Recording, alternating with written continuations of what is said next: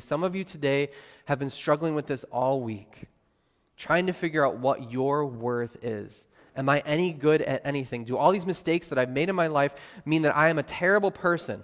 So you're struggling with guilt, you're struggling with self-doubt. God says to you right now, I have given everything up for you because you are precious to me.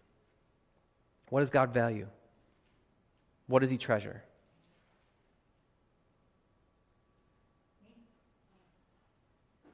You. Now point to yourself and say, me. Me. God values me. God values me.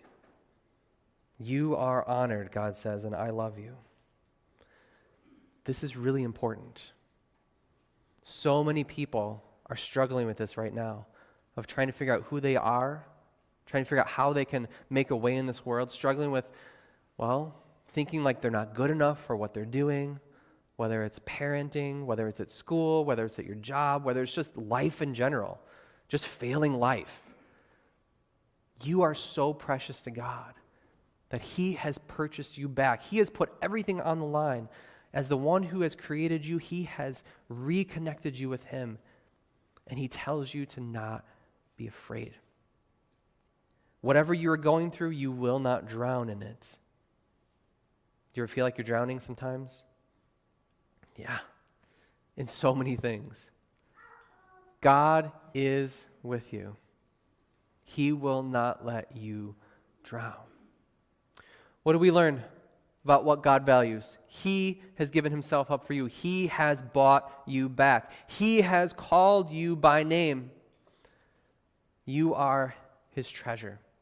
You are precious to him. That's what God values. And remember, if we are people who are following Jesus and trying to figure out how to make that work in our lives, what do we want to do? Do we want to be like Jonah? When God says go this way, we hightail it the opposite direction?